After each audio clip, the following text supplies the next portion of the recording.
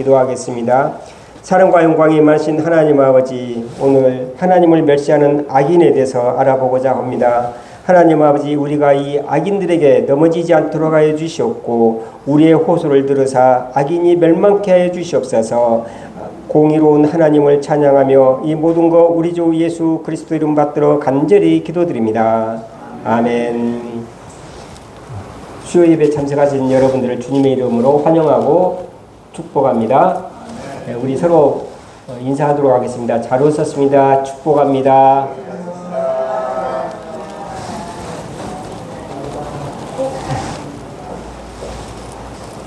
네.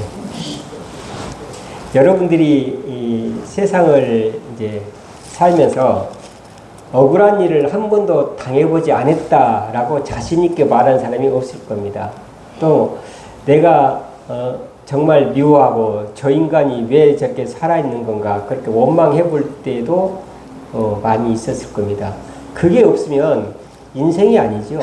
우리 인생은 항상 그렇게 그 악인에 의해서 속고 핍박받고 고통받고 고난받으면서 우리 인생들이 이루어지는 것 같습니다. 그 악인들마저도 물어보면 자기도 속임을 당하고 핍박받고 고난받았다고 다 이야기를 합니다. 우리가 생각하기에 좋은 사람이든 나쁜 사람이든 이러한 혼란은 다 있습니다. 그게 인생이에요. 그런데 우리가 교회를 다니면서 한 가지 의문점이 있는 거예요. 항상 의문점이 있는 거예요. 그건 뭐냐? 왜 공의로운 하나님이 저 원수 같은 놈 벌을 주지 않을까? 항상 우리의 의문 속에 그게 있어요. 오늘도 이 시편 10편이 바로 그겁니다. 악인이 있어요. 그 악인은 어떤 악인인가? 그 악인이 있는데 여호와여 어찌하여 멀리 서시며 어찌하여 환난 때 숨으시나이까? 왜 하나님의 공의 하나님이 이때 짠 하고 나타나서 악인들을 멸망시켜주고 선한 사람을 세워줘야 되는 그런 것들이 왜 나타나지 않고 악인은 계속해서 저렇게 승승장구하고 잘 살고 잘 먹고 권세 갖고 그러는데 그것에 비해서 속임을 당하고 핍박받는 나는 왜 이렇게 사는 건가? 하나님 도대체 하나님이 있기나 해요? 이런 절박한 심정을 노래하고 있습니다. 여러분들 이런 기도를 해보지 않았습니까? 하나님 도대체 있기는 하십니까? 그렇다면 하나님께서 왜 저 악인들을 심판하지 않으시고 그냥 놔두십니까? 이런 기도 안 해보셨어요? 이런 기도 안 해보셨으면 여러분들은 정말 세상을 잘 살고 정말 흠잡을 데 없이 정말 청정무구하게 사셨던 겁니다. 근데 단언컨대 그렇게 고백한 사람은 아무도 없을 겁니다. 다 고난받고 저 악인, 저 호랑이가 물어가고 뭐하지? 이런 생각들을 다 하는 사람들이 있습니다. 그 악인들은 어떻습니까? 교만하죠. 교만하고 가련한 자, 약한 자를 괴롭혀요. 압박을 해요. 그리고 또 어떻게 됩니까? 욕심도 많아요. 그래서 그 욕심을 자랑하고 탐욕을 부립니다. 악인들이 대부분 이렇게 탐욕이 있어요. 탐욕. 자기가 잘 먹고 잘 살겠다고 남을 배척하고 남을 압박하는 거죠. 그리고 그 마음에 욕심을 자랑하고 탐욕을 부리고 교만한 얼굴로 무엇보다도 하나님을 부정합니다. 하나님을 무시해요. 그러니까 자기 위에 아무도 없는 거죠. 자기가 최고라는 거예요. 그 위에 하나님 있으면 하나님이 두려울 줄도 알아서 그것을 그칠 텐데 그러지 않는 거예요. 하나님이 없는 것처럼 행동을 합니다. 이런 것들은 교회를 다닌 사람도 마찬가지예요. 악인이라고 교회를 안 다닐 것 같습니까? 다녀요. 그런데 그 마음속에 교회는 그냥 자기를 위장하는 것이고 그 마음속에 진짜 하나님이 없어요. 하나님 있으면 하나님이 두려워서라도 그런 행동을 못하죠. 그런데 그 마음속에 심중에 하나님이 없어서 자기 마음대로 합니다. 자기가 이미 하나님의 반열에 올라가 있습니다. 그래서 하나님이 안 계신다. 내가 이렇게 해도 하나님은 나를 보지 않는다. 이렇게 이야기를 하고 있습니다. 그래서 그런 걸 보면 어떻게 됩니까? 우리 마음속에 열불이 나는 거죠. 화가 나는 거예요. 아니 도대체 하나님 나는 그렇게 열심히 하나님을 믿고 순전한 마음으로 하나님께 다가가고 있는데 왜 내 편을 안 들어주시고 저 악인 편을 들어주고서 저 악인은 저렇게 떵떵거리고 잘 먹고 잘 사는데 나는 왜 이렇게 힘들게 살아야 됩니까? 이런 소리가 우리 마음 가운데, 우리 입속에, 우리 말 가운데 나오게 됩니다. 악인은 왜 잘 사는 건가? 하나님께서는 그것은 잠시다라고 이야기를 하고 계십니다. 악인이 잘 사는 것은 잠시다라고 이야기를 합니다. 그런데 우리는 그게 느껴지지 않아요. 왜냐? 우리의 고통이 너무 커서 그 짧은 순간도 우리는 길게 느껴지거든요. 당장 내가 가지고 있는 이 고통이 너무 커서 길게 느껴지는 거예요. 시간이 지내놓고 보면은 어느 순간인데 그것을 우리는 그렇게 길게 느껴지는 거예요. 그리고 왜 악인은 그렇게 잘 사는데 하나님께서 심판하지 않으신가? 하나님이 회개의 기회를 주시기 위해서입니다. 그 악인에게도 회개의 기회를 주기 위해서 그런 거예요. 우리 다 같이 베드로후서 3장 9절을 한번 찾아보도록 하겠습니다. 베드로후서 신약성경 386페이지, 387페이지 정도 있네요.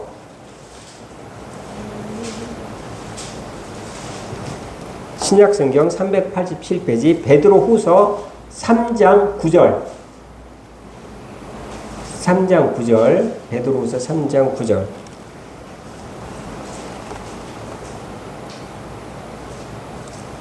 우리가 8절 9절을 같이 읽어보도록 하겠습니다. 다 같이 찾으신 줄 믿고 다 같이 읽어보도록 하겠습니다. 사랑하는 자들아 죽게는 하루가 천년 같고 천년이 하루 같다는 이 한 가지를 잊지 말라. 주의 약속은 어떤 이들이 더디다고 생각하는 것 같이 더딘 것이 아니라 오직 주께서 너희를 대하여 오래 참으사 아무도 멸망하지 아니하고 다 회개하기에 이르기를 원하시느니라 라고 이야기를 하고 있습니다. 주께서는 천년이 하루 같고 하루가 천년 같다는 거죠. 그래서 우리가 잘 먹고 잘 살 때는 천년이 하루 같아요. 그런데 우리가 고난받을 때는 하루가 천년 같아요. 그렇지 않습니까?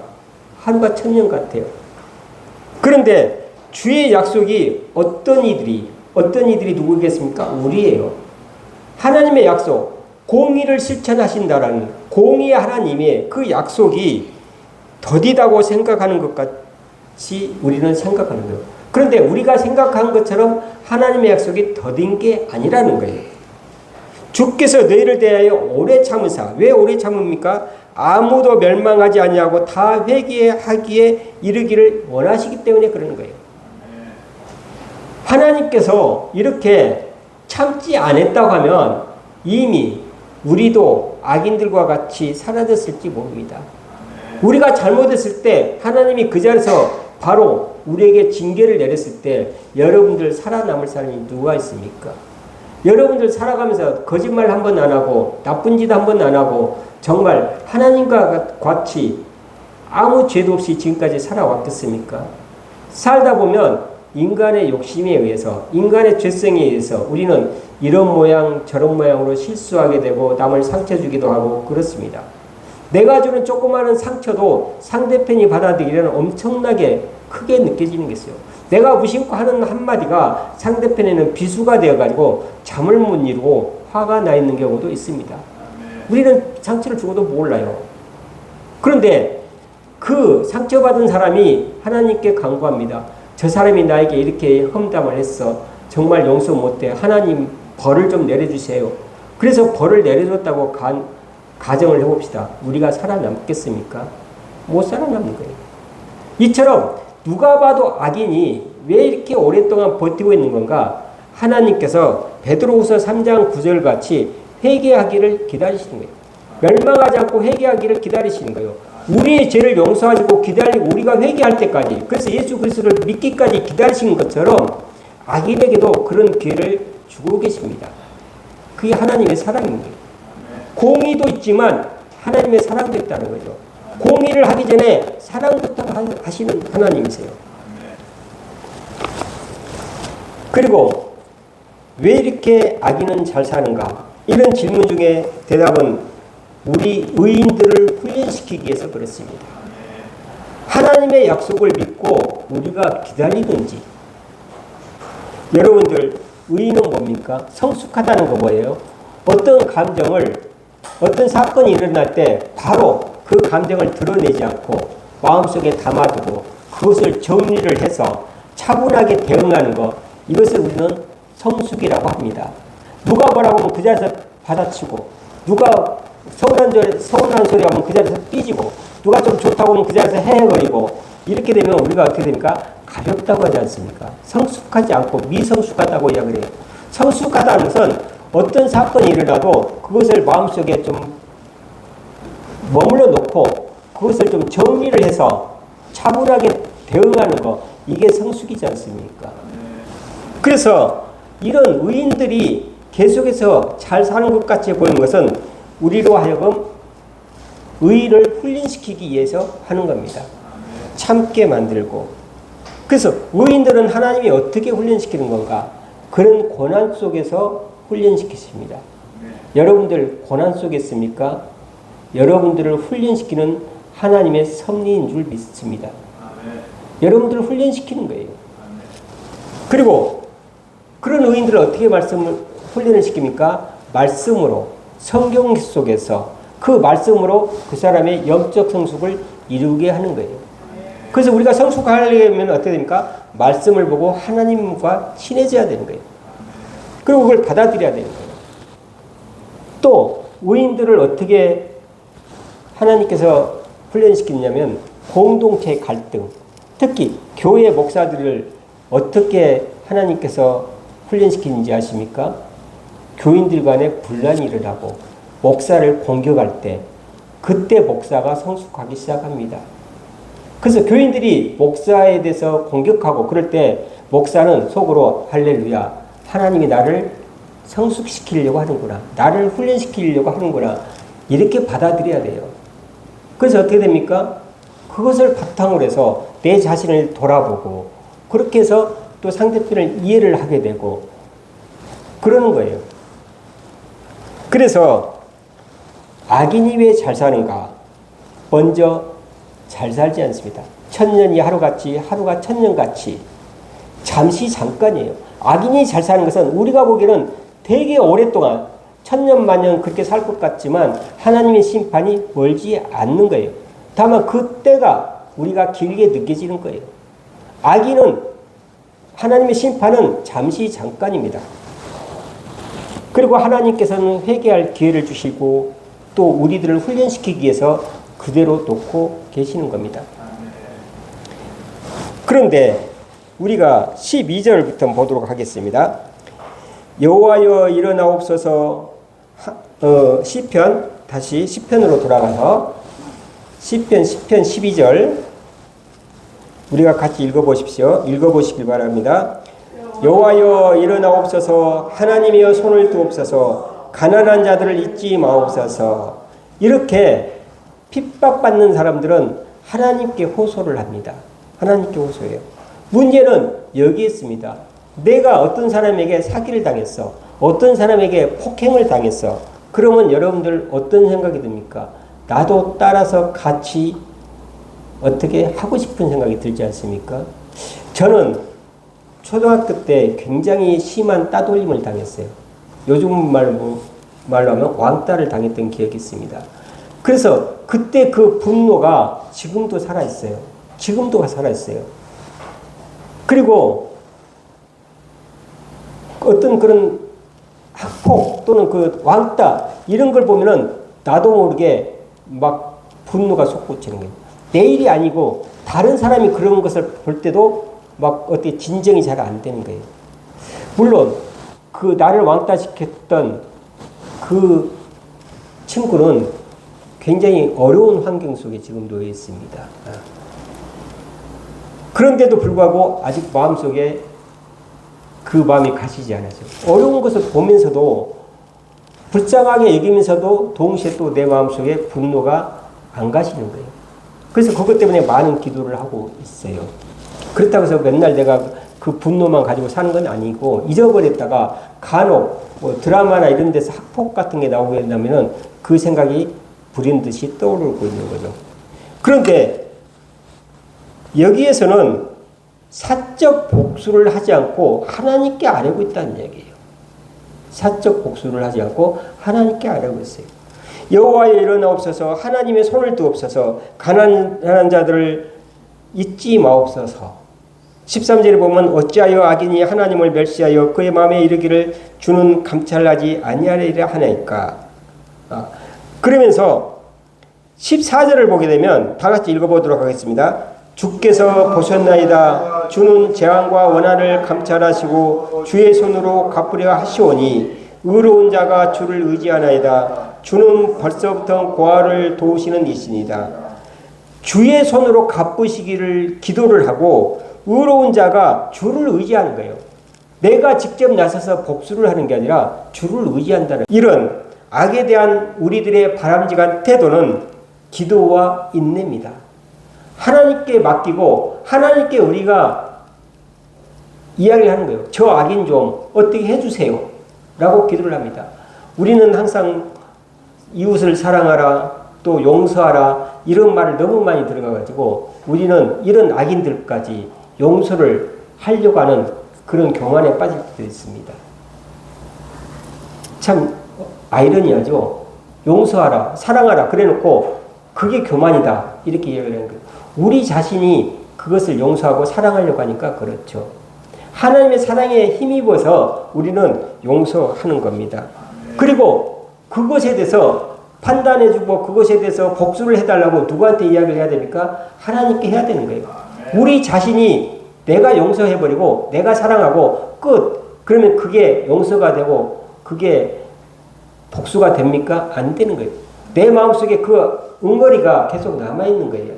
남아있어가지고 결코 그것들이 내 자신을 속이고 있는 거예요. 상대편은 용서했다고 속이고 있는 거예요. 실제로는 용서를 못하면서 말로만 용서했다고 내 자신을 속이고 있는 거예요. 그러면 우리가 올바른 복수가 뭡니까? 하나님께 일러 바치는 거예요. 저 인간 이래서 꼴보기 싫습니다. 하나님 심판해 주세요 라고 이야기를 해야 되는 거예요.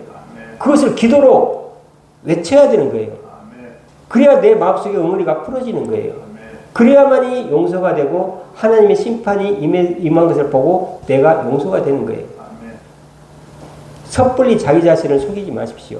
그렇다고 해서 아까와 같이 용서가 안 되니까 내가 나서서 응징하겠다? 그것도 교만이죠. 오로지 우리는 하나님께 아뢰야 되는 거예요. 내 억울한 것을 하나님께 아뢰서 나를 속인 저자를 벌받게 해주세요. 이야기를 해야 됩니다. 여기 시편 기자 다윗도 그렇게 이야기를 하지 않습니까? 여호와의 주는 겸손한 자의 소원을 들었다. 그 위에도 보면 그래요. 15절을 보면 우리 15절을 한번 다 같이 읽어보도록 하겠습니다. 악인의 팔을 꺾으소서 악한 자의 악을 더 이상 찾아낼 수 없을 때까지 찾으소서. 악인의 팔을 꺾어달라고 기도를 하지 않습니까? 이렇게 해야 되는 거예요. 우리는. 그래야지 우리 자신이 용서가 되기 시작하는 거예요. 근데 기도하지 않고 하나님의 말씀에 따라서 나는 용서하니 이렇게 해서는 안 되는 거예요. 악인의 팔을 꺾으소서 악한 자의 악을 더 이상 찾아낼 수 없을 때 찾아가지고 좀 뿌리 뽑아주세요 라고 하나님께 기도를 해야 됩니다. 그리고 하나님의 심판이 이르기까지 인내를 해야 됩니다. 기다리고 있어야 되는 거예요. 근데 그렇게 해서 모든 것이 해결이 되면 얼마나 좋겠습니까? 안 되잖아요. 그래도 우리 마음속에 응어리가 남아있어요. 그럴 때는 어떻게 됩니까? 저항을 해야 됩니다. 사적인 복수가 아니라 합법적인 테두리 내에서 우리는 저항을 해야 됩니다. 예를 들면 누가 나를 쳤어요. 그런데 거짓말을 하고 그 사람이 계속해서 나쁜 짓을 해요. 그럼 어떻게 됩니까? 고발을 해야죠. 저 사람이 나를 때렸습니다. 나 억울합니다. 하나님께 기도를 했어요. 그래도 안 풀린다. 그러면은 합법적인 범위 내에서 우리가 저항을 시도를 해야 됩니다. 그게 우리가 할 일이에요. 국가에서 권력을 남용해서 우리들을 핍박할 때 어떻게 됩니까? 합법적인 차원에서 저항을 해야 돼요. 사장이 종업원들에게 잘못하면 종업원들이 어떻게 됩니까? 합법적인 테두리 내에서 저항을 해야 되는 거예요. 이것은 우리가 해야 될 일입니다. 하나님은 그 합법적인 것을 통해서 하나님의 뜻을 이루어나갈 때가 많이 있습니다. 무조건 참고 기다리고 기도하고 끝내려는 게 아니에요. 돈을 저 사람이 안 갚아요. 그럼 어떻게 됩니까? 고발을 해서 받아내야죠. 합법적인, 그렇다고 해서 깡패들 데리고 가가지고 너 안 내나 그러고 때려가지고 뺏어오고, 이것은 합법적이지 않잖아요.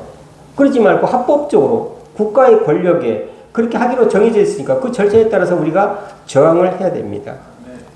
그런데 이 법마저도 우리를 외면할 때가 있습니다. 그럴 때는 어떻게 됩니까? 양심의 불복종이 있습니다. 위에서 누가 명령을 해요. 자, 군인들에게, 자, 국가를 위해서 나가서 총 들고 싸워. 그럼 어떻게 됩니까? 합법적인 거죠. 그리고 우리는 그렇게 결심을 하고 군대를 들어갔기 때문에 총탄이 쏟아져도 우리는 나가는 거예요. 누구를 위해서 나갑니까? 국가와 국민들의 생명을 위해서 나가는 거예요. 근데 그게 반대가 되는 거예요. 국민들에게 총을 쏴라. 그럼 어떻게 됩니까? 그게 우리 양심에 어긋나잖아요. 그럴 때는 우리는 그 양심에 하나님의 법칙에 따라서 우리는 불복종을 하는 거죠. 그 말을 듣지 않는 거예요. 그게 우리가 해야 될 태도인 겁니다. 양심에 따라서 불복종을 하는 것.